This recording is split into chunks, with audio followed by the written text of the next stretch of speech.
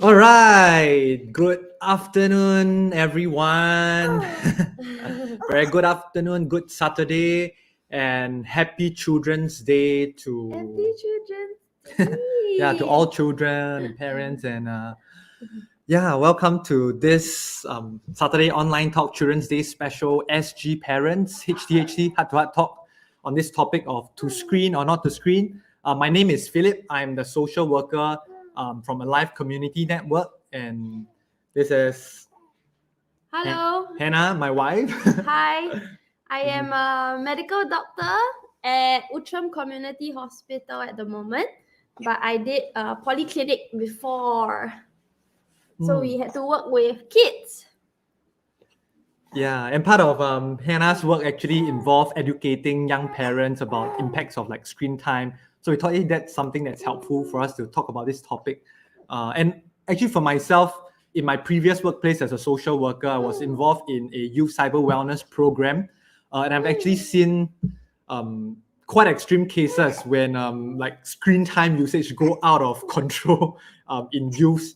So I think that became something that is quite close to my heart when I thought about this topic as well. That if parents from for children who are at a young age, if we can learn how to help our kids cultivate good habits with regard to screen time, then that will definitely, I think, help us in the years to come as we parent our kids into their primary school years, into secondary school, into teenagehood. Yeah. So Rebecca says hi. Yeah, and we have our kid here to say hi for a while before Hello, everybody. we exile her to her grandma. I learned to walk today. Yeah. And to be honest, I think today Hannah and I, we're not exactly like experts in this topic. We are, in fact, I think we are really newbies as young parents. We're really here to learn, to share some, I think, research and things that we have learned along the way, even in our line of work. And in fact, today we have two parents, two mothers joining us, and I'm gonna invite them into the screen in a while and get them to introduce themselves a bit. Yeah. All right, let me welcome Carissa and Shirley. Hi, Carissa, Shirley. Hi, everybody. Hello. Say hi to viewers and also maybe those who might be watching this recording after that. Yeah, maybe I get Carissa and Shirley to introduce a bit about themselves. Maybe your name, your profession, and how many children you have, and how old are your kids. Maybe Carissa can go first. Okay. Hi, everybody. Thanks for taking your busy Saturday afternoon off to come and listen to Philip and Hannah share about screen time. My name is Carissa. I am 31 this year, and I'm a mummy of two children. One of them is a boy who is turning 3 in November, as well as a 8-month-old girl.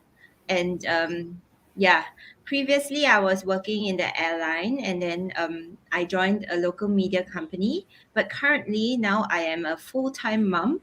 But you know what they say about full-time stay-at-home moms, right? You're on call, on standby 24/7. So that's how it is. It has been for the past year or so. Yeah. Wow. Highly respect those who do 24/7 job as mothers. Yes, so I think later we can hear some of Carissa's experience in her parenting journey. Shirley, how about yourself? Hi, everyone. Okay, I have 3 kids, 10, 8, and 5. So for me, I'm a project consultant in a tech company. Yep. Thank you. Wow. So Shirley here is the most experienced among the 3 of us. So we'll have to glean a lot of insights, experience from her later on. Yeah, and we also want to welcome all parents who might be tuning in. Whatever experiences you have, you are most welcome to share your comments, insights, questions as well in the comment section, whether you are tuning in from Facebook or YouTube, right? Feel free to drop us a comment. Yeah. All right. So maybe for a start, I'm going to ask Carissa and Shirley just this general question about what have been your general observation thoughts and maybe even concerns about your children's usage of screens. Yeah. Maybe we start with Carissa, then later we hear from the more experienced mother, Shirley. Okay, so with children, they do not they just mirror everything that we do, right? So with two children, I realized that naturally they'll be very, like, my younger one is very drawn to the screen. So if I'm using my phone, especially in the dark and stuff, she'll see the light, she'll inch towards it. And sometimes even when I leave my phone on the table or on the floor, she'll actually start to crawl towards it and start to gnaw on it and stuff. So I realized that even though I may not be using my phone in front of her, she actually is drawn towards it. So I feel that the light draws the children to it. And I think for my older child, I'm very, very thankful that he's not very addicted to television. So when we do play programs for him on Netflix or on YouTube, he does know how to practice self-control, but this itself is not very common because so after one or two episodes of like 20 minutes or so, he'll switch off the TV and he'll tell me, oh, mommy, that's enough. Then he'll go back to playing his toys and stuff like that. So I must say that I've been quite lucky for my Well, you must teach us later on what you and your husband have done to train your kid to have that self-control. Share some tips with us later. Nice. How about, or maybe before I get Shirley to share, maybe I get Hannah to share a little bit as well from the young mothers group and like kind of toddler infant stage. Yeah. What is your observation about our kids? So actually, I don't know why they pick it up naturally, but Rebecca's also very drawn to the phone. Like even when it's not on, she knows how to recognize that is a device, and she's able to crawl towards it. So she likes handphone, even if it's not bright or anything. It's just a black thing on the bed. She likes an aircon remote, and she likes TV remote. Yeah. And she knows how to point the TV remote in front like that. Aircon, she knows how to point on top like that. Yeah. So I think they really do copycat what we do. Yeah. Even if we didn't actually teach them any of these things. Yeah. So I really have to be very careful. I think the grandparents also noticed it. She will sometimes crawl towards phone instead of her milk or her tutu. And so we just have to be a bit more wary because she's growing up. Yeah. Yeah. And definitely agree with Carissa on the attraction to the light, right, from the devices. Very stimulating. Something that we observe as well. Yeah. How about you, Shirley, with your 5-year-old? Okay, I guess mine is slightly older, so she knows how to operate the phone. So that's my concern, because if nowadays kids, they know that your phone may be unlocked by face, by the handprint. They'll actually hold the phone near to you to unlock it. So this is one of my concerns. So I still remain the traditional way of using the number lock. This is one of my concerns. I think for my 5-year is how do I set limit? Because when a show, let's say for a short show that's ended, she get attracted to it. She can't take it. You can't take it away. A tantrum will occur. Yeah, that's actually one of my concern. I mean, for my kid, maybe in another year or so to come, when it's actually more permissible for them to be exposed to screens and all that, or will there come a time where she'll throw such a big tantrum when like it's time to stop and all that? So I'm also like taking this opportunity to kind of like educate ourselves in that process, and how can we help our kids regulate. And later we'll definitely need to hear from Carissa how her coming 3-year-old is able to regulate so well. Create his own boundaries. Wow. Yeah. I mean, after all, they did say that it's recommended for 0 screen time for under 1 years old. But how can you stop that? It's really quite impossible, especially if you're living with other people who might be watching TV while eating. You really can't control that. So yeah, that is a very real issue here in Singapore. Yeah. Actually. It is true, and especially right now, this period of like working from home for a lot of people, Correct. Yeah.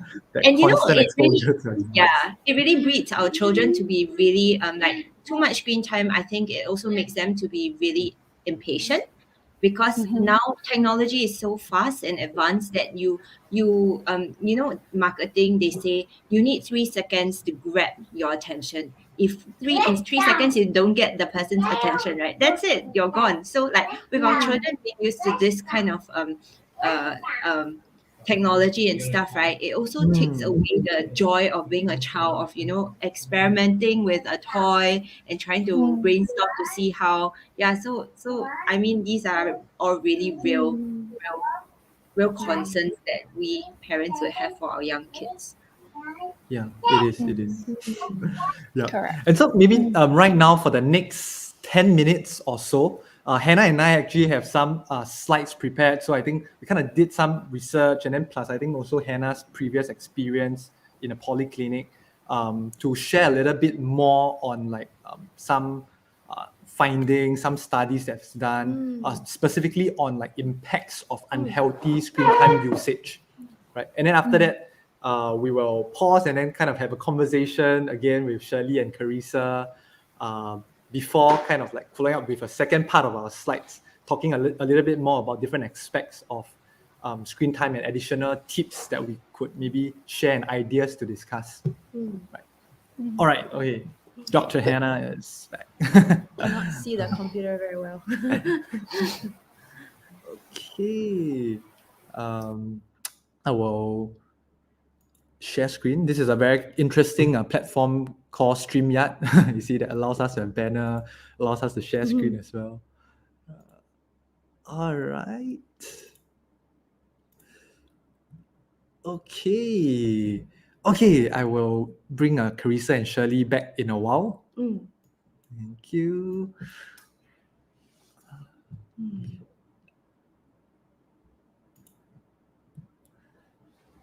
Okay. So we start this very interesting and important topic in this time and age of whether we screen or not to screen. There's so many rules out there, so let's see what some of the recent research shows.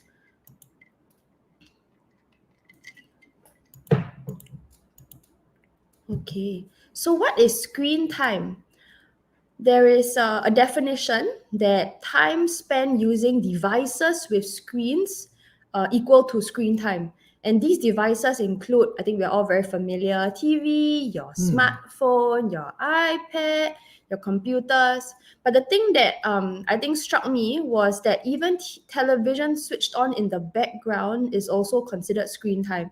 I think this is also because maybe for an adult, when we are cooking, we on the TV in the background, but actually maybe the kid is there secretly watching, you also don't know. Yeah. So there's been a lot of research and articles on screen time in our young children. This one done by Straits Times in 2020 basically showed that a significant finding of children aged between 2 to 3, if they spend an average of just 2.5 hours a day watching screens, it can actually cause problems with their attention and as well as their lack of physical activity. So children aged 2 to 3, if they have more than 2.5 to 3 hours of screen time a day, they end up being less physically active by the age of 5.5. And 2.5 to 3 hours is not a lot. This is like maybe 2 episodes of Korean drama. That already equates to the 2.5 3 hours. So it's a really, really short time, but over a long period, it can actually cause a lot of detriment lah. But I think we find ourselves in this dilemma, especially like what Philip said during this COVID season, where we really need to work. We have things to do, we have chores. I need my me time. That's quite a big thing for me. And then you tell yourself, but okay lah, the show is educational, what? It doesn't have that much harm. And then we end up allowing our kids to be exposed. This is Rebecca when she was really quite small and so cute. Yeah, I think and she was then about 3 months old, maybe? yeah, 2-3 months old. Yeah, so it's a bit hard sometimes, and we end up trying to find reasons for ourselves to allow screens just to help us get through the day, But then, alamak, then about all these screen time, such a big issue now. And then we end up worrying, oh no, is our kid gonna spend too much time on the screen? Are they gonna be addicted? Will it impact their brain development or their speech development? And what happens if, like what Shirley mentioned, her own 5-year-old know how to operate phones? What happens if they get exposed to things that is inappropriate for their age, like YouTube and all their weird advertisements sometimes? So I think these worries are real. And I think we also want to understand a bit more about what screen time can cause in our young kids. So it can actually affect things like social interaction. I think that's quite an obvious thing, right? If you're watching the screen, not really talking to people, it can actually affect developmental milestones, things like speech. It can affect their physical health, like what we said earlier. You don't exercise because you're glued to the TV. This one, I think, even as we grow older into teenagehood, it can also cause, and it will also cause problems with behavioral growth. Okay, so elaborate a bit more. So social aspect gets hindered because you have reduced parent-child interaction. When they are glued to the screens, you're talking to them less. Not really having time to go on outdoor activities, playing with other children. And I'm realizing I have some friends now. We always share, all these new and cool places that Singapore has for outdoor activities. Actually, there's so many if we actually bother to go and find. So there's ways to spend time. It's just whether we have time to spend. I think now also, work commitments and all. Yeah. So the other one is about developmental milestones and how screen time can affect this. So this is because children actually need real life interactions. And when you don't have real life interactions, you don't talk. You're just looking at the screen, only using your eyes. And lack of real life interactions would then hinder skills like articulation, finding your words, knowing how to socially interact, mama or calling papa, rather than just looking at the screen the whole time. Yeah. And it will also affect their ability later on to make conversations, maintain good eye contact, very, very basic things. And then later on when they go to school, I think everybody knows sometimes you can hinder learning outcomes because difficult to pay attention in class lah. Yeah. So all these become quite pronounced at a later stage. Yeah. So I think it's important that we learn about these now so that we can have a good foundation lah. And then physical health, I think this one quite obvious, right? Watching too much screens, too much shows would cause obesity, less active lifestyle. It can cause difficulty falling asleep because super hyper stimulated. They get poorer sleep quality. It can also cause, short-sightedness. This poor little boy with his glasses, they end up with sore eyes, irritated eyes, never really rest your eyes properly. And sometimes I think if it's inevitable, especially now, home-based learning, the kids are on the screens for long periods of time. Not sure whether the school got remind, but I guess it's also down to parents or even the child themselves to know to regularly look away, maintain good posture when you're using the computer so it don't affect your neck, don't affect your eyes long term. Yeah. And and then the last one being how unhealthy screen time can influence behavior. I think this one is quite a big one into how screen time can actually cause attention deficits, difficulty trying to concentrate. The hyperstimulation from screens and media can make the still images from your books, okay, like reading storybooks, homework, very, very not appealing at all as compared to the light, the quick images, and it's very different lah. So it becomes very difficult to keep their attention. And then I think we also mentioned a concern, even like what Phil mentioned just now, if we need to take away the device, show's over, Rebecca, let's take away the device. And then she becomes, no, give it back back to me, and then they got tantrums. Yeah, and insisting on their way. So I think all these things need to be regulated from an early stage so we can create good boundaries so that we like we said, set a good foundation from the start. It's going to be very hard to entirely limit screen time, but it's good to set good habits early lah. Yeah. So starting just bring up one more study in 2020 as well. About a overuse of digital media that can cause physical structure change in the brain. Yeah, do you want to share about this? Yeah, so it's actually changes actually in the physical structure of the brain where the excessive exposure to screen can lead to a white matter change. I mean, explained by this psychologist in the brain, where it would negatively impact the development of language and literacy skills in young children. Yeah, so I mean, that's something that's quite enlightening to me, or like wow to me, because I never thought like it would actually change like physical structure and from there affect the other areas. I didn't know that either. Yeah. So sometimes I'm growing to appreciate like researching a little bit, finding out what the experts or researchers have like found out and gleaned from their all their research and findings and help make more informed decisions for our kids and also ourselves. Right? Yeah. And maybe before Hannah go on to the next slide, I want to ask everyone a quiz question, right? Based on what you would think, or maybe what you already know. What is actually the recommendation from WHO, World Health Organization, and also American Academy of Pediatrics with regard to screen time usage? Earlier on, I think Carissa mentioned something about like before 1 year old, actually it's no, it should be 0 screen time. So I wonder here among our viewers, do you all know, or what would you think is the recommendation, or what would you personally recommend? You could type in the chat if you like to.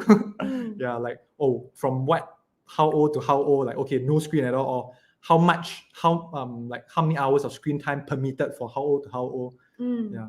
What is your understanding and your knowledge of it? You can feel free to type in the chat. Yeah. It's so variable, I think, right nowadays. There's a lot of advice.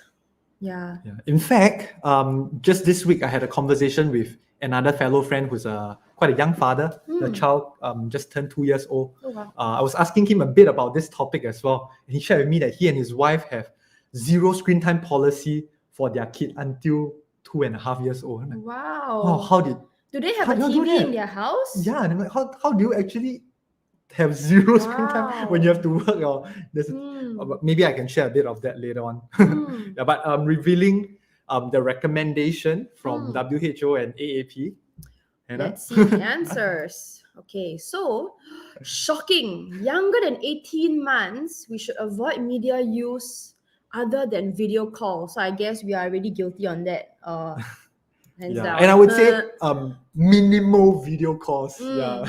Because somebody can say, I have video calls for 1 hour. Your video calls is okay. Right? Yeah, that's true. That's true. But I think it's really kind of like what Carissa earlier mentioned, like 0 screen time, but the exception being maybe some interactive video calls, sometimes with grandparents, you know, where it might be a bit harder for them to travel to where you are, and you want to maintain that connection between your kid and their grandparents. So those are some exceptions. Yeah. Or when Hannah is on call, overnight duty, they let come and say hi to mama for a while over video call. Correct. I think and I think they actually know that it's interactive, meaning that the person on the other side is a live person they can actually respond to, because Rebecca does put her hand out and tries to talk and say certain words. Yeah. Other than, just watching a still image, a moving image on TV show, I cannot really interact. Yeah. And then the recommendations for 18 to 24 months is high quality programs or apps, okay, but it needs to be supervised. Co-watch. So I think the idea being that I think the easier answer would be from 0 to 24 months. So anything under the age of 2 years, we try to minimize as much as possible, little or no screen time that's recommended. But if really bo pian, COVID, work from home, HBL, your older child wants to watch, then is to co-watch with them so that you can interact with them and explain what they are watching. You know, hey, this is a dog, this is a cat, and try to limit the total exposure to under an hour. Yeah. And so I think for older ages, okay, so I think this one between the age of 2 to 5 years and 6 years and older.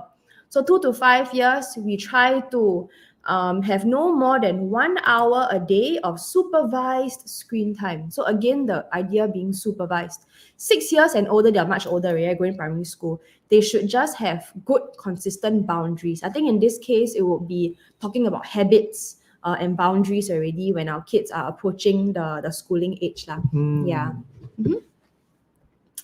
All right. So this is the recommendations from American Academy of Pediatrics. Nice. Thank you, Dr. Hannah. No problem. Yeah. And so now I will stop share the screen and have the conversation and asking from Carissa and Shirley's experience, and as well maybe our little experience, and even viewers, how have we actually been managing our children's use of screen? So let's hear some experiences, tips, and learn from one another. Yeah.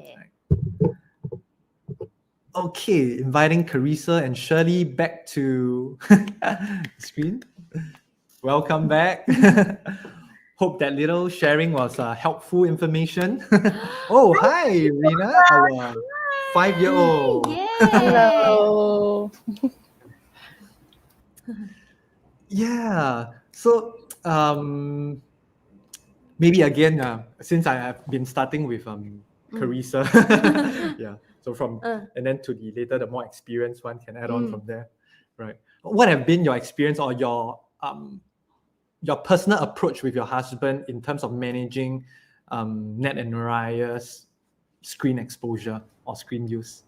Oh, okay. So previously we actually lived with Xavier's parents. So it's a little bit difficult to implement when the TV can be switched on or not. Yeah. So when Nathaniel was really young, the TV was switched on quite a lot, especially during dinner time. But thankfully, it's it shows that are pretty family friendly. So he actually grew up watching Wheel of Fortune during his dinner. Yeah. Okay. So then he knows all his alphabets and stuff. But yeah, now that we moved out, the screen time is reduced by quite a bit because we don't sit in front of the TV to eat anymore. So occasionally when he does ask for the television, we do have a television. Then and when I really have too much work to do, I will just switch it on for him, and he'll watch an episode or two of his favorite, like Thomas the Tank Engine or any of the Netflix shows lah. But I think what's most important is that you do give them, I mean, at a toddler age, they're a little bit understanding of like they do know the concept of time, but they might not fully understand.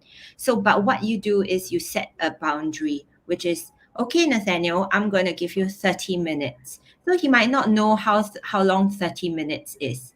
I can teach him by showing him the clock.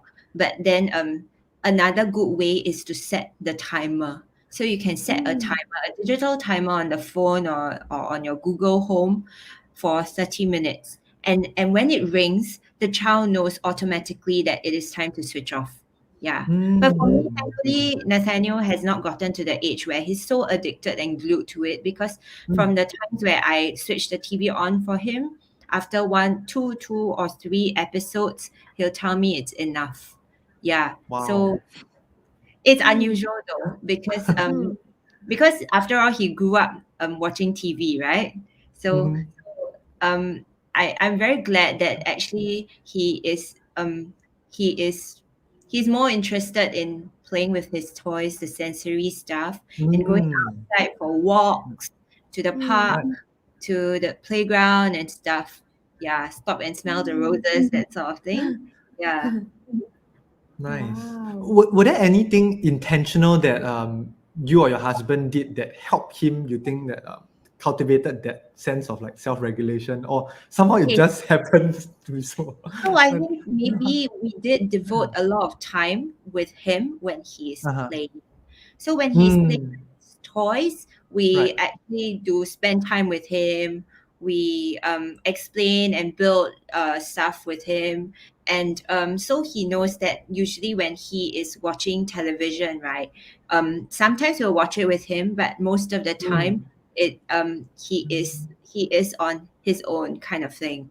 Yeah. So, and even actually in social settings, when we go over to my girlfriend's house and she turns on a movie for the young children, he's not really quite interested in it. So I think it is also a mixture of his personality. Yeah. Wow, like that, yeah. And I think that makes a lot of sense in terms of like the time spent with your kid when they are engaging in different activities or toys, playing with toys as well. So that shaped their experience as well. And so they always associate that as or something very fun and engaging. So they also look forward to going back to the activity. Yeah, perhaps. Oh, thanks for that, Carissa. And I like the idea about like using an Timer. alarm, timer. Maybe we shall try we it next will. time. I already started thinking about what to buy for the 10-10 Shopee sale. I was thinking about buying a timer. Thanks, Carissa. And now to Shirley. Yeah, and you can also share maybe even with regard to your older two kids and along the way over the past years, like what has been your husband and your experience, along the way. Okay, yeah. I guess I'll start with the alarm thing. So Okay. yes, I do use that. It's very effective. Okay, cool. But I use the traditional way. I use the baking alarm, so that I involve my screen. kid to set the timing. Because like you said, I have older kids. So my younger one, I will set the time for her. But instead, the older one, I let them set the time, and they comply by that. So there's an interaction between. It's not mommy saying that this is the amount of time. How about we come to a compromise? Okay, this is the timing we agree, and later you will stop. And the frequency of tantrum or scribble will be lesser. Yeah, because from young for younger kids, I'm able to kind of I wouldn't say the word control. I'm able to guide. But for the older ones, they have to gradually learn to manage, especially just now earlier I mentioned about the older kids. I think in Hannah's slides mentioned about now they are having most of the time HBL. I will be out at work and they have to manage themselves. I can't be there all the time. So that's the way I make sure my younger one, I set the time for her, but the older ones, I let them set the timing. So another way of managing screen time, so I don't take away, totally say no. Instead, I use the screen as a music background. Because of the pandemic, we are all tied in the house. We can't really go out much often. But kids, they need activity time. Yeah. So I'll turn on like music, but they will do dance. We have picnic in the house with the music on or something on. They are not watching. So I give you screen time, but you're not watching. That's how I manage. I think two ways. Yeah. Leveraging on the audio, right? And help them be engaged in some way at least. There's some form of stimulation, but at least it's not to the screen. So the eyes that makes sense. Yeah, because the music one, right? The image will change maybe once every 5 minutes, right? Because the song changes, which means it's not a hyper stimulating kind of image change. So even though the screen is on, there's still light from it, but it's almost like a picture. It's just a picture that stays the same and just changes once every 5 minutes at the next song. Yeah, I think that's actually quite a novel idea. I think I didn't even use the screen. I just turned on using mobile devices and turn just like upside the down. music at the background. She didn't even let the kids see the screen. See So the it's screen. Correct. Okay. so absorbed in their picnic and stuff. So the screen really was something that was not exciting, I guess. Yeah. And one thing, because of the way we do, my older kids, they follow, because they miss travel so much. What they did is they turn on music with the screen on to make it like hotel relaxing music. So you see kids also mimic. So we reduce the screen time. they will also reduce by involving with more activities. Oh, Wow. that's really cool. Nice. Hey, I got something to share because Yeah. actually I've been following this one of the mummies from like play parenting kind of thing for older children who are like maybe 4 to 6 years old or older, who really understand who can bargain with you and stuff. You can get them to draw up a screening contract themselves. So like for 4 years old, right, they already know the concept of time, an hour, half an hour, or that sort of thing. So you prepare the template for them, and you get the kid to write how many hours or what kind of program. After this, you have already, after you've done whatever, then maybe that's your reward or however you want to do it according to your family culture. Then you get the kid to sign, and you sign as well. So there is a commitment, there is responsibility. So like this is one of the ways that you can do to actually make your screen time not like, oh, mommy says stop means stop. Yeah. So it is a fun activity because the kid gets involved, and the kid is making their own decision as well. So that is one of the tips that I would want to implement for Nathaniel when he's of age. Yeah. Oh, that's an excellent idea. And in fact, later on, one of the idea we will share something similar to that as well. And I think it's this whole idea about involving them in the decision making so that they own it. Yeah, the empowerment approach. Which is a really powerful, I think, way of parenting, lah. Yeah, and a very respectful way as well. Instead of like imposing and like strictly imposing certain rules on them, and they just got to follow, and which doesn't work for you and I who has grown up maybe in such culture. And actually, one of our viewer, Timothy, was just sharing that he grew up in the 80s. I actually made a correction. He grew up in the 90s, but he's an 80 baby. Grew out of screen time in my teenage years. Thank God, always felt better doing physical activities. Yeah, so this idea about physical activities, right, the engagement in that, it's really something very helpful. And I think in my own experience, and I think what I try to do with Rebecca, even from as young as she is right now, trying to take her out for cycling, swimming, to learn to enjoy those activities, physical activities. And so over time, those will be the kind of activities that she will then look forward to. Yeah, thank you, Timothy. And to the other viewers as well, feel free to share your own experiences, tips as well with all of us. Right. Cool. Thanks, Carissa and Shirley, for sharing all that tips. I think at this point, and in the following slides, what we will do is we'll touch on different important aspects and certain additional suggestions on regulating screen time in addition to what all of us have discussed, right? And then after that, we'll gather back again together and then see if there's any questions maybe from our viewers or even from yourselves, Shirley and Carissa. Yeah, if there might be anything that might pop up, we can chat about it a little. So, yep, let me share my screen again. Thank you. Okay, all right. Okay.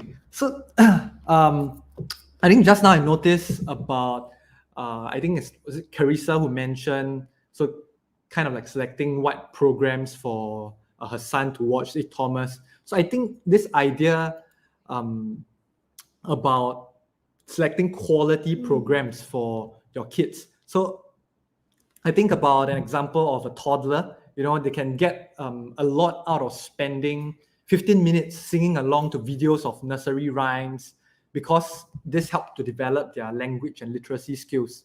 If it's a video that encourages the child to be active, for example, moving along to rhythms, that's even better, right? So that screen exposure time is something that actually helps them to develop some other area of development. Or sometimes there are some programs such as Sesame Street that actually try to engage the kids audience, people who are watching the show as well, to garner a response. So this kind of show we would deem as also like good quality or high quality media that it's more helpful for our kids. Sorry, let me just remove this. Oops, thank you. Right. And so how else do we kind of like differentiate high quality programs or apps to those which might not be that good quality, right? So just to share, I think some different aspects of it. So I think one is programs or apps that would encourage creativity and problem solving. So for example, maybe certain apps that would get children to draw pictures, create stories, or make simple choices, about which characters they want to be. So that process of it, the engagement, actually stimulates and encourages that creativity in them, right? And then next is programs that actually encourage the development of their communication skills, right? So for example, some programs actually encourages our kids to learn languages, or just now in Carissa's example of the son growing up watching maybe some like Wheel of Fortune kind of, so alphabets become something that he becomes very familiarized with, right? Yeah. And become good at as well. Yeah. And programs that might help develop social skills with positive messages, values, right, about relationships, family, and life. I think these are very good programs, apps to look out for as well, right? Good source of learning for our kids. Even I think adults as well, and myself, I think whenever I watch a movie that's like so much meaning and so much lesson, like, wow, it's just something that I appreciate and like teach me so much thing about real life as well. Like Pixar. Yeah, love those. Yeah, and lastly, I think building upon their interests.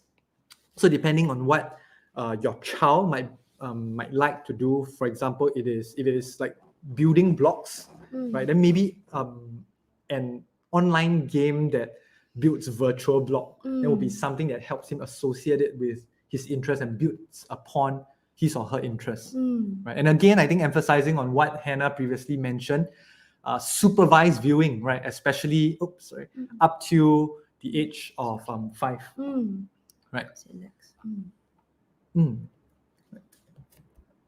And using that screen time for interaction as well.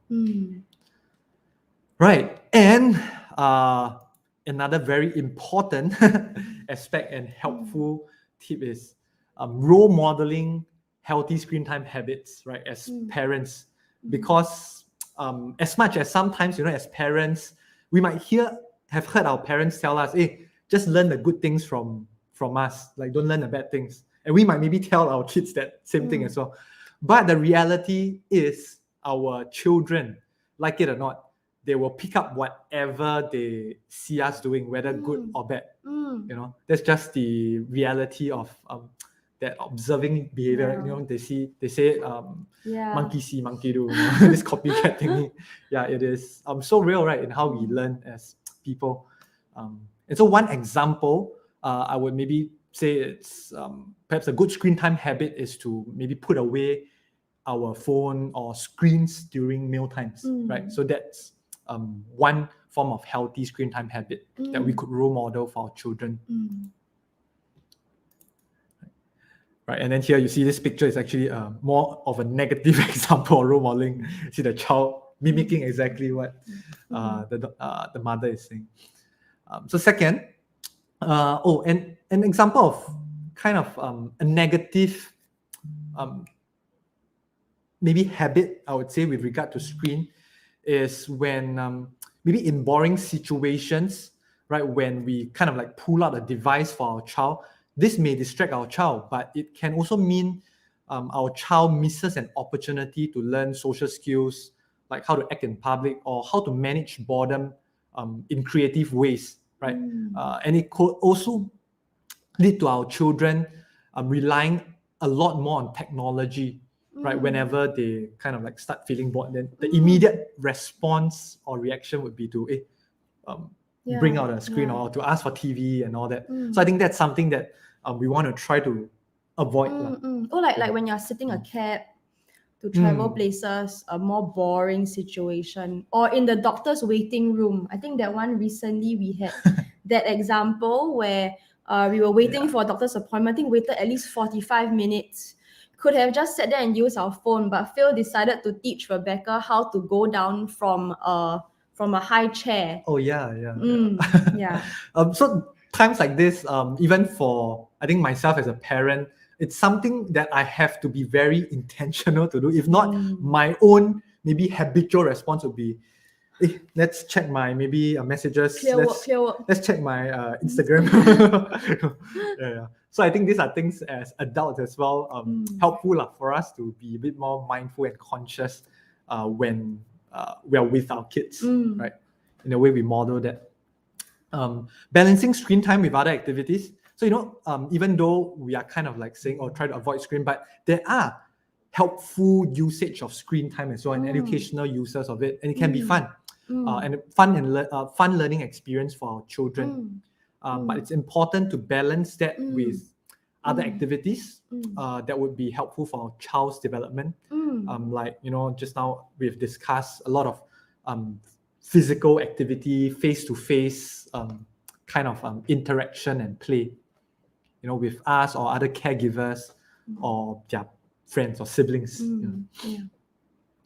Right. And then lastly, screen-free time, right, as a way to help manage our kids' screen time use, right, setting limits. But how do we actually do that, right? I mean, no rocket science. I think some of the parents just now already bring up some examples. So one of it is setting limits on screen time with our children, applying them consistently. So such as using the alarm, right? Just now that our parents shared. So to manage our children's expectation, right? And then like Hannah was saying, so switching off television and devices when not in use. Yeah, so that they don't get accustomed to the need to have this constant stimulation ongoing, especially from screens. Right. And then third, implementing screen-free time and tech-free zones at home. For example, in the bathroom, in the bedroom, right? Meal times, right, that we mentioned. And then healthy eating and sleeping habits as well, right? So yeah, from bedroom as well, so removing that. So that's something that Hannah and I have like discussed and decided from the start when we had our kid, right, to establish this routine and habit. And some other additional suggestions is to actually also limit our own adult screen time use, right? Like the example that Hannah mentioned when waiting at the clinic as well, right? Especially when we are with our children, right? To set a good example for them. As much as we know it is a real challenge, right? Especially when we're working from home, and sometimes it's necessary thing that we need to do. We need to buy our kids milk powder now. And diapers that's running out. So those are times we do need to use the screen, so we can understand that. So I think we're talking about more of like times when we can actually maybe try to avoid usage with our children, then we try to avoid that. But if not, then if we do need to use that, then maybe it's like, okay, darling, can you go and maybe engage Rebecca while I settle my work right now, or settle the purchase of her diaper and milk powder. Or we put her to bed early. Yes, and then we can watch our Korean drama. That's right. Without her around. And another very important part, especially those of us who involve our other caregivers, right? Like grandparents, or if you have a helper as well, or sometimes maybe just other people that you enlist along for. Sometimes for us, we work with young people in our church. Sometimes we have some of them over to help us out as well. So I think this is an important aspect to stay consistent in our approach, even among other caregivers. If not, by the time when they grow up, I believe maybe later you could share whether if that is true for your case, whereby if grandparents allow, but then parents don't allow, and then they're like, hey, but Kong Kong Nanai allow what? Why cannot watch? Yeah, so we want to try to avoid such situations when there's like this comparison and this conflicting allowance with our kids. Yeah. So I think those are some things that we try to do. So as you can see here, Rebecca with Yeah. grandma, the time with a screen, Yeah. and then changed to with a Okay. book. Sometimes they really don't know. So Yeah. sometimes you really have to let them Mm. know about screen time use and stuff. Yeah, or even sometimes I think I myself might need some reminder as well. I might just be like suddenly I just forget about that, not so conscious right, of it. Yeah. And some other alternative activities that could encourage screen-free time in our children, exposing them to non-screen time activities like reading a book. Yeah, reading Right. books. Even chores for kids, maybe appropriate to their age. I don't know, maybe whether 3-4-year-old could help out a little bit, something. Hey, help mommy, daddy, tidy up there. Hey, keep your own toys, kind of thing. Yeah. So from a young age, cultivating that habit. Don't know if any of you have brought your children to this Pororo Park at Marina Square. It's a place where we're looking forward to bring our kid. Yeah. Yeah, so this seems like a very fun and outdoor place, like a theme park for kids. Yeah. If there's any parents who are watching right now who have other suggestions of places for kids we can bring, please comment as well. We need as many suggestions as possible. Yes. I think my friend just told me Sure, today about science center excavation sites and stuff. Very fun. Yeah, child-friendly places you can bring. Yeah, if not, there are many free alternatives out there too, like the playground with the sand, the beach, or we have this inbuilt ball pit. No, doesn't matter. Oh, okay. That we have built up, that Hannah's parents have built in their place. Going cycling, a new hobby that we have gotten Rebecca into when I bought this bike recently. Yeah, something that I enjoy a lot as well. So sometimes it's really not just for our kids, it's also for ourselves. We too need the screen-free time, Yeah, and I appreciate that a lot. And if you find that you don't have enough ideas, well, there are many ideas out there, like even on Instagram, there are some really, really good like accounts such as this Best Kids Activity, where you can get a lot of different ideas for different activities to engage your child meaningfully. And apart from that, there are also different accounts that we follow for like kind of parenting tips and advice. I think just now Carissa shared one as well. Yeah, so Sharon Mazel is a parenting expert that we follow, and sometimes have very interesting posts such as this. Relevant to screen time, this one in particular. Right. Another one is Healthiest Baby by a pediatrician. It's a lot of very cool infographics, right, that informs us, educates us with bite-sized information on like what's going on for our 1-year-old kid. Certain milestones, what to look out for, what will be helpful in engagement, how to regulate our own expectation as parents as well. So we found some of this to be extremely helpful. So you can check those out. Or also, again, feel free to share also any additional accounts that you found helpful, so that we can all kind of like gather this pool of resource. It's free advertisement. If not, riding on what Carissa have shared earlier about the idea of coming up with that plan, right? Then contract and getting the kid to do that. On AAP, American Academy of Pediatrics website, you can actually develop what they call a family media plan. So this is something that Hannah actually did up for our family. So you see, in this family media plan, you can set things like where are the screen-free zones at home, the device curfews for our kid, screen-free times. So to kind of like come to agreement and alignment within, especially family members, and then also educating that to other caregivers like grandparents as well, to get their buy-in and involvement so that it's consistent, for our kids. Right. So that's something definitely that'll be very helpful for you to check out and to discuss with your spouse, right? Maybe after this this talk, to sit down and maybe evaluate a little bit as well, like how so far, how has it been in the managing of device. You know. And some other practical considerations with regard to media selection, right, is thinking about the age appropriateness, advertisement that are involved also, right, in kids programs, right. And we particularly find Common Sense Media a very helpful platform. It's a very recommended platform for kids as well to get kind of like get reviews, advice on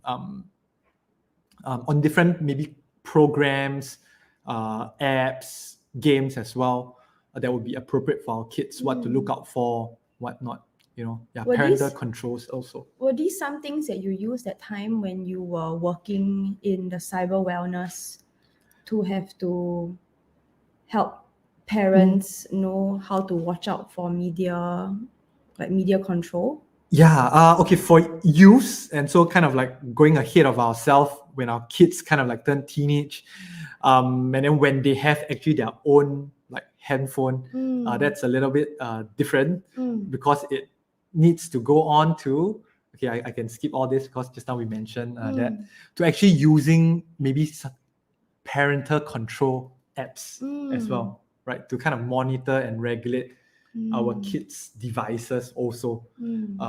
So I mean that's something I think for the future, or when you so decide to let your kid have a device, or even using your own device as well. I think these are some things that are important to look into, how to set certain parental control on the different device that you allow your child to use, right, to avoid. Just now, I mean, when Hannah brought up my previous work experience, I recall some very extreme cases by the time when they enter into like teenagehood and it gets out of control. It could go as bad to the extent where they get violent with the parents, where parents have to call police and then have to activate this thing called beyond parental control. So I mean, those are some things that I mean, I've appreciated the exposure to that, the reality of how bad it can be if screen time use is not well regulated and taught with our kids when they're young.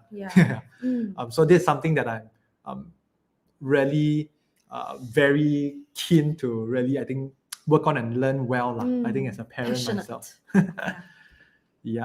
So the last slide, I will end with this, I would say really enlightening and encouraging parenting quote, with regard to, you know, implementing just now what we've been talking about, like seemingly like rules and all that. It says this: rules without relationship, you know, it leads to rebellion. But relationship without rules, it leads to chaos. You know, like anything also can become very permissive parenting. That's where they might get out of control by the time when you want to try to, you know, help them.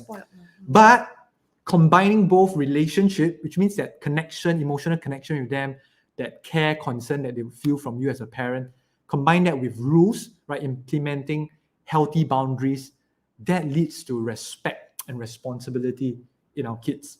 And that's something that I'm hoping that we would really be able to master that in our parenting journey. So hope that's helpful information for all of us. Let me stop share here and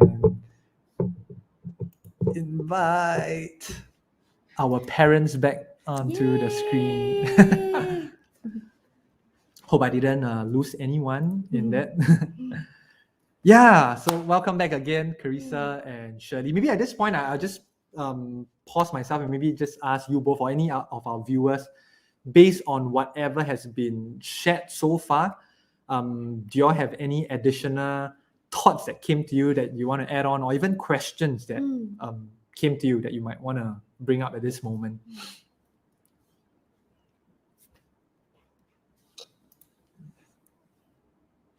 Let's see any comments. Carissa, Shirley, no? Okay. Actually, it came to me. Sorry. Sorry. So I was saying that actually, after listening to everything like put out in full view for me, it reminded me of a conversation I had with an ex-colleague. So this ex-colleague has a young niece who was about 4 to 5 years old, and she has been she's brought up in an environment whereby the kid will get to play with the iPad. Yeah, so she actually had like she plays games on the iPad and stuff. And this was actually a story that was related to me more than like about 6 to 7 years ago. So I mean it was quite some time ago. And my colleague told me this. He was wondering how come the little girl was on the floor. What she was doing was, with the ends that she found on the floor, she was trying to make them bigger and smack them down, because that was the game that she was playing on the iPad. Right. She really couldn't tell the difference between the reality and the game. So at that point of time, he was just telling me, this is really bad, and yeah, my sister, who's the mother, is not doing her fair share and stuff. But I mean, it has not been very rampant about like how to prevent these things from happening. Yeah, so it's really great that you guys are doing it now, so that more parents can be more well informed. Yeah, because my children, they really can't tell what is real and reality versus the virtual world. So yeah, it really is quite scary lah when you think about it. Yeah, so if the kid is so like used to screens and violence and stuff, right? What if they grow up thinking that it's okay to hit your classmate, or like yeah, so all these social issues can actually stem out from like screen time. Yeah. It is true. It is true, because we kind of like do what we see sometimes, right? Yeah. The effect And you know of it. how it's quite immersive when you are so into like a game, or you're so into like a show, you get really immersed in it. Yeah. So I think what really struck me was it changes the brain, the structure of the brain. I think that itself, it's it's enough for me to wake up and like stop like whatever bad habits that we have with the children. Yeah. Wow. I guess the idea is, if what is our kid learning from? Are they learning from their parents, or are they learning from the screen, or learning from a human, or learning from the screen lah? Yeah. Wow, scary. Things that our parents probably never went through, cause no screen.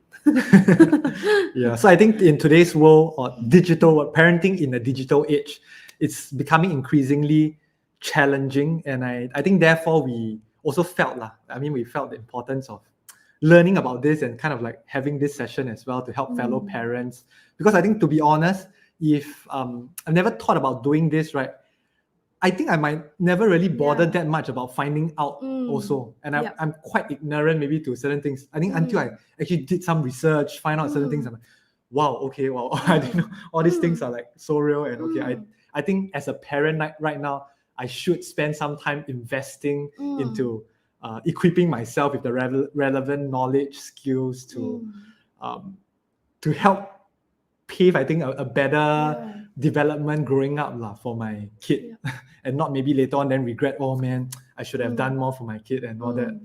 We've probably heard a lot from maybe other parents, maybe voicing such. So I think I'm wanting to remind myself to learn from other people's, other parents, maybe experience as well, advice, failures that they've shared as well, and we can have this community to learn and support one another. Shirley was gonna share something just now as well. I mean, just to add on a few more things, is like just now you talk about boredom. I think that was something that we as adults we get to learn. So one way, I think, thanks for those accounts on how to get ideas. One way I thought that we can share with young parents like you guys is like put something in your handbag when we go out. I think a lot of times we have a lot of stuff at home ready for off-screen activities. But when we go out, just now you mentioned about going to a doctor visit, or even sometimes queuing out, waiting for meals, for our food to arrive at the table. I think before the pandemic, we realized that even my kids was telling me, Mom, the next table is using a tablet. Why aren't you giving us that while we're waiting for food? So parents can put some like papers, craft work inside your bag. So when you're in a scenario like this, right, you can just pop out all this for 10, 20 minutes. This will really reduce your the chance of you taking out, there you go. Okay, I don't want you to throw a tantrum in public. Take the screen. Or some gadgets, kids' toys. I thought this might be helpful because I personally did that for all my 3 kids. Yeah, and it makes a difference. The other parents are kind of, okay, that's another idea. So the next time they'll use that. Yeah. And another thing, same like Philip, I had a real hand experience with kids 8 years old, really going offhand. It was my son's classmate. So he came to the house where he was exposing, displaying withdrawal syndrome. Every 10 minutes he wants devices. Every 10 minutes he wants the devices. So it makes me really stand firm that what I'm doing, I feel tired at times. I really need to do so. Actually, Shirley, I have a question for you. So in this case whereby your boy, right, you said that withdrawal syndromes was from his friend who probably came to visit you. So if in the case whereby your son starts asking you, how come mommy, this guy can do this, and then how do you actually mitigate and how do you explain it to them in a way that they understand that, you know, ultimately it is for their own good? I mean, how do you reason with them? I mean, yeah, because they are older, right? So you can't really just tell them a white lie to get, Yeah. Thanks, Carissa. I think that's a very good question because I think during this whole sharing you're brought up, we start from young. So what you guys are doing are great. Don't belittle that you think that they are very young, they don't understand. So that's the same thing I did for my children. So I started them young. And my boy did question, how come this classmate of mine gets to enjoy owning not only a tablet, but a mobile phone. So I will bring him back about when the classmate go back home, do you see what happened just now? Yeah, this classmate of mine don't want to play. And those activities that you enjoy. So I try to relate back on activities that they enjoy.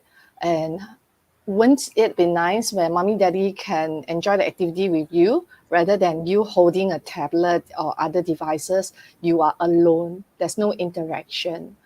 The question will come every once, few months or randomly, but gradually it will get lesser and lesser. They get to understand, okay, this is not good for me.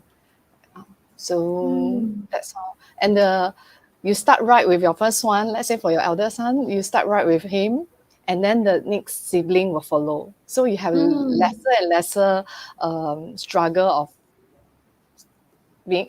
For the first one, they will follow. Also because they also want to be the good kid, right? So all will be policemen and say, hey, mommy, you know this. That's true. Correct. So like Philip, so that was a reminder. Wow, those are, I think, really helpful tips.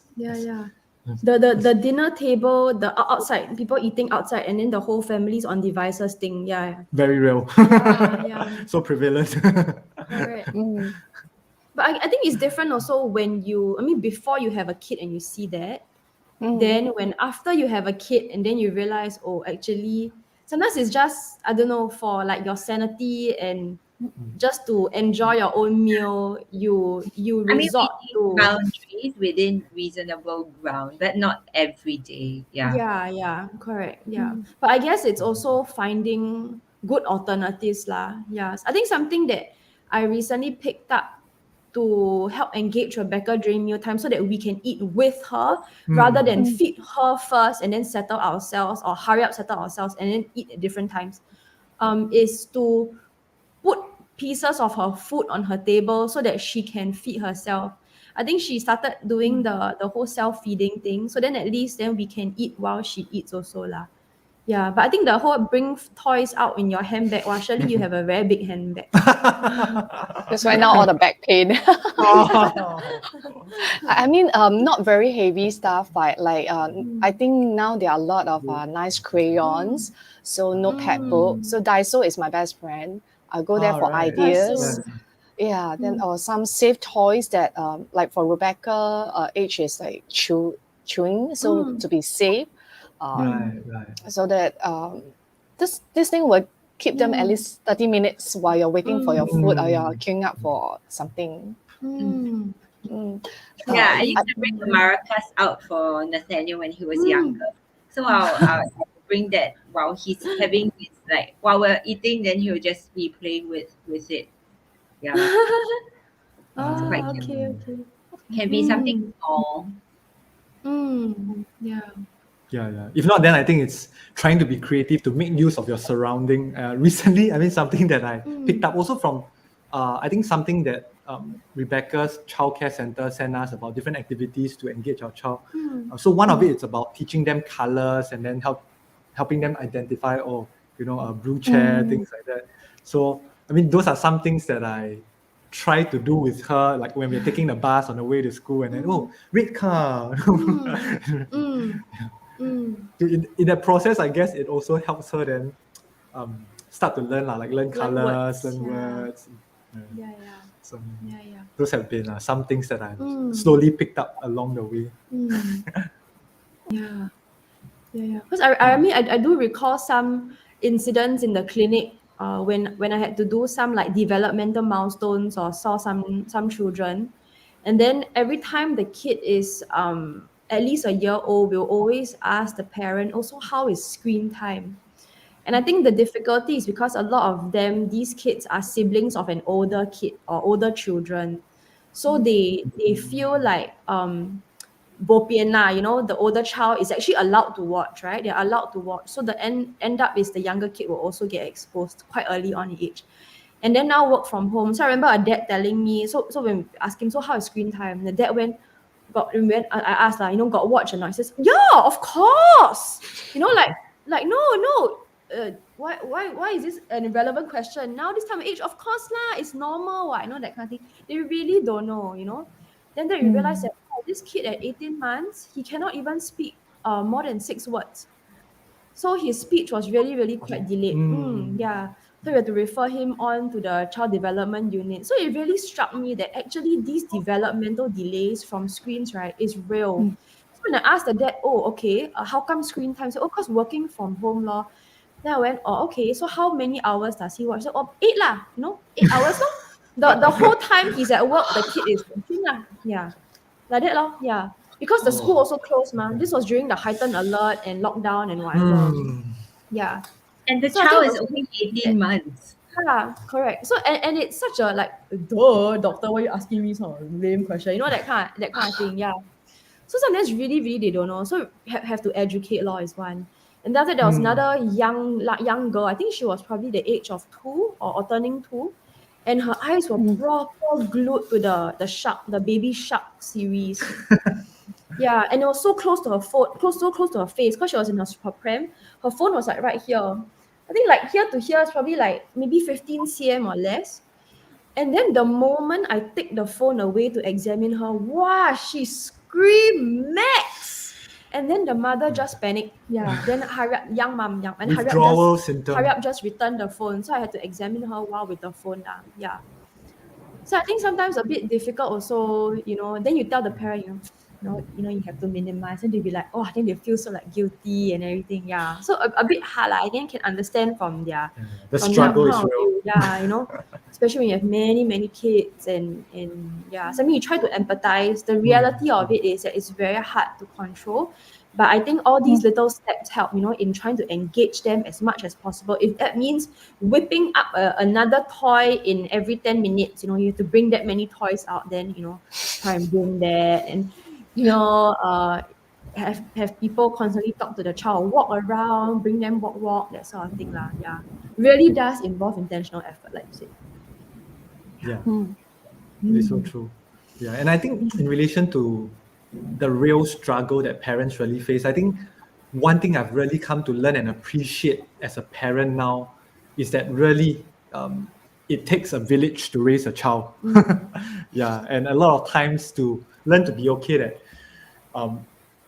to accept certain limitations we might be having lah. I mean, maybe even like feeling overwhelmed at times, when you have to juggle a lot of things, and to actually ask and enlist help. Yeah, from whoever you might be able to find, from your parents to maybe friends or whoever out there, that might be able to help lend a helping hand lah. So I think be encouraged to know that you are not alone. I think in this parenting journey, I think that's something really helpful for me that I've come to learn and appreciate in this parenting journey. Yeah. Yeah. So very appreciative of even friends like Shirley and Carissa as well, Yeah. who can like draw this wealth of knowledge, experience from. Yeah. Need to buy a timer. The old school kind. The one go when it ends. Yeah, Some what wondering works at for this- your Maybe to our viewers or even Carissa or Shirley, if there's anyone with an existing challenge that you are facing with your kid with regard to screen time usage that you might maybe want to share or ask, discuss about, could bring up in the last maybe 10 minutes or so before we end today's session. Yeah, or it could be just any question as well that you might want to ask our panel of parents here, or comments you have for our session today. Wow, that was very interesting. I learned a lot. Yeah, myself, definitely. Yeah. Actually, the one who kind of like, they said, if you teach something, you probably Yeah. learn the most when you are in that position of like teaching or sharing something. Yeah, and that's absolutely true, I think, in our experience. Yeah, very thankful.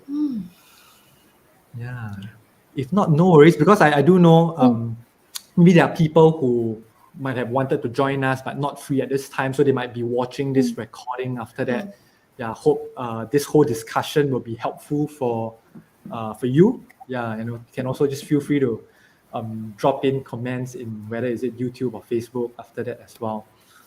Yeah.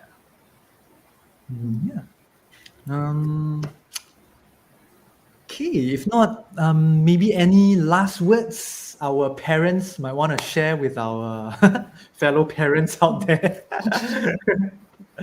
on this Children's Day weekend. More power to you.